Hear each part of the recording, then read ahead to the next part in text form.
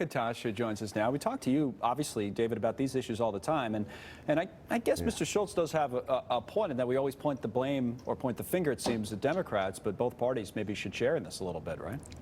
Connell, I think he does have a point. President Trump has actually tried to push the Republican Party into spending less and said he didn't want to deal with one of those monstrosity bills that comes at the end of the cycle with all this spending. But frankly, Republicans, appropriators in the Senate and the House kept spending, and now the Democrats are outbidding them. How hard is he really pushing, to be fair, a little bit? I mean, he's been the guy in the past says, you know, I'm great with debt and that kind of thing, so you wonder how much he really, if this is really a priority for the president. You think it is?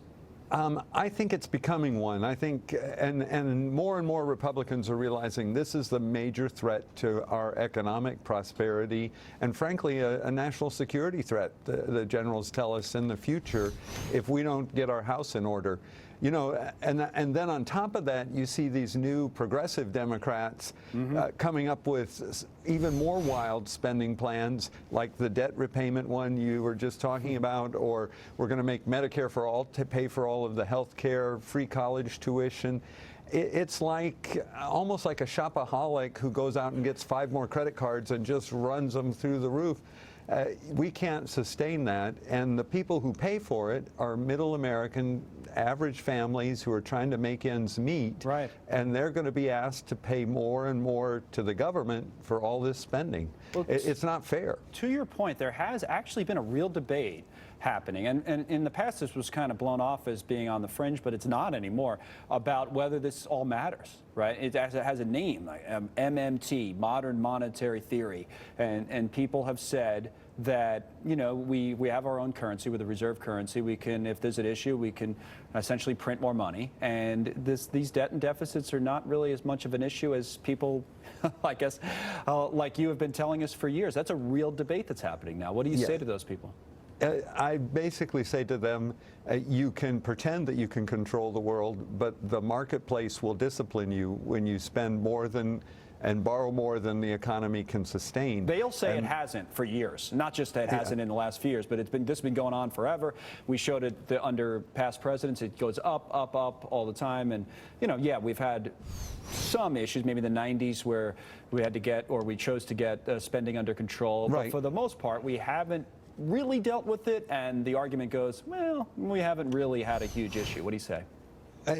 I tell you, any economy that does this eventually implodes, no matter how big you are. And there are a lot of rivals out there. China, other countries are ready, nipping at our heels. And if we don't get our house in order on a path with real fiscal discipline, they're going to overtake us. And at that point, we can't just keep borrowing because they'll replace us as the reserve currency. It'll be too late, right, is your point. You know, Connell, there's a possibility here, especially with this new Green Deal, that we could have an economic Armageddon. And in fact, we've put out a website, what would it look like? economicarmageddon.com, that details if you go down this path of enormous spending, it will cripple our economy, put millions of people out of job, bankrupt the middle part of the country. What would be the trigger, David? Like, what would start to happen? Interest rates would go up, the bond market. How would it start, and what would it look like? What's your theory on that? Great question. The key, as you point out, is interest rates will start to rise as inflation increases. And once that happens, that eats up more and more of that federal budget. Then you have pressure on even Social Security and Medicare. How do we pay for those? And that starts creating social unrest.